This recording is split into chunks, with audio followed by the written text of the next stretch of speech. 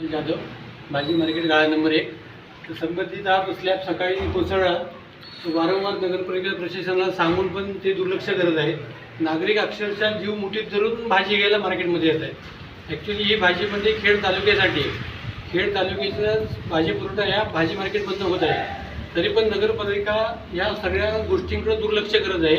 आता हा स्लॅब कोसळला आहे, तशीच ही गटाराची पण अवस्था दुरवस्था आता या नगरपालिकेत झालेली आहे, भाजी मंडीमध्ये झालेली आहे.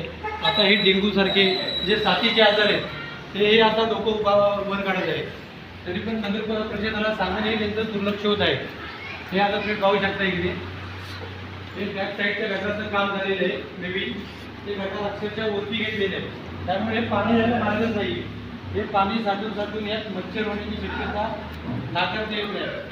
आमचंच नव्हे तर भाजी मार्केटमध्ये जे नागरिक भाजी घेण्यासाठी येत आहेत, जे भाजी मार्केटमध्ये भाजी घेण्यासाठी येत आहेत ते खेड तालुक्यातून येत आहेत. त्यांचंही आरोग्य धोकादायक स्थितीमध्ये निर्माण झालेलं आहे. हे तुम्ही पाहू शकता किती खराब झालेलं आहे.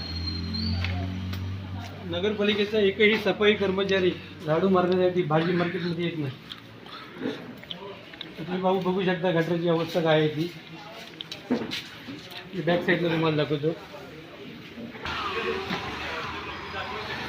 एकही नगरपालिकेचा सफाई कर्मचारी इथं झाडू मारण्यासाठी येत नाही, सफाई करण्यासाठी येत नाही. आता हे तुम्ही पाहू शकता एक परमनंट भाजी मार्केटसाठी कचऱ्याची गाडी इथं उभी असायची, ती गाडी पण नाही आहे. त्यामुळे ही परिस्थिती सगळी झालेली आहे.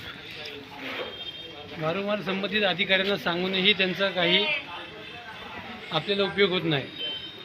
ही भाजी मंडई ही खेड तालुक्यासाठी आहे, ही नुसती खेड शहरासाठी नाही.